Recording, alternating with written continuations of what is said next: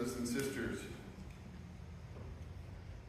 I have no business being a priest. That's what I thought when Father John asked me to take my first step into this. I have no business doing this. And I thought I had my reasons, and he reassured me I had some business being a priest. I'm like, okay. But it's still true. I have no business being a priest. I used to own a business when Father John asked me to come into this, and it left me.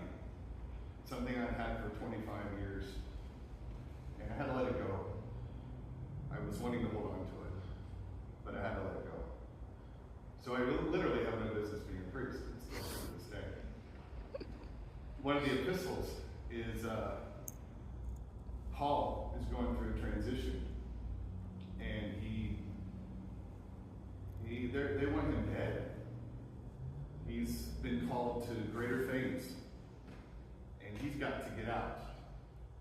And they're trying to figure out how do we get him out.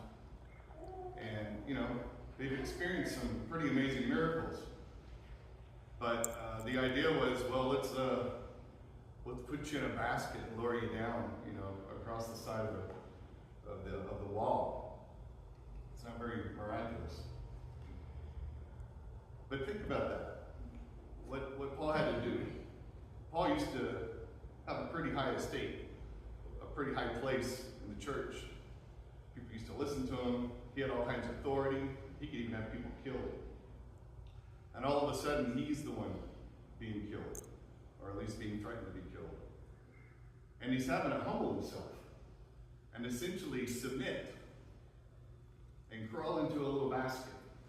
I would imagine the posture is somewhat like an infant curled up in a womb. And isn't this a little bit of what Christ did for us just before? He was lifted up on high so that all men would draw unto him.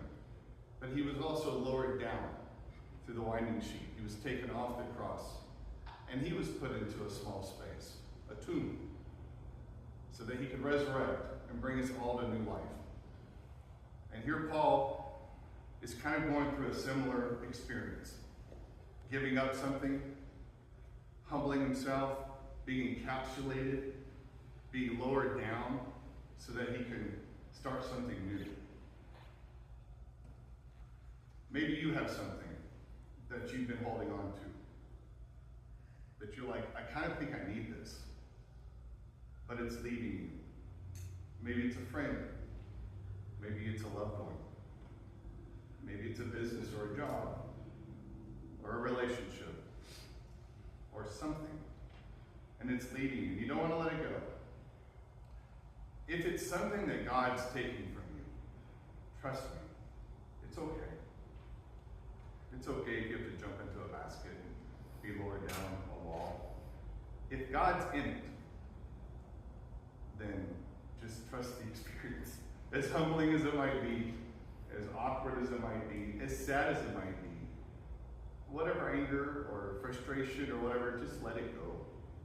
God is with you. He's guiding you. He's protecting you. And just like Paul, he's got a plan for your life too. We just have to trust him and walk in his steps. The prayers of our Holy Father, Lord Jesus Christ.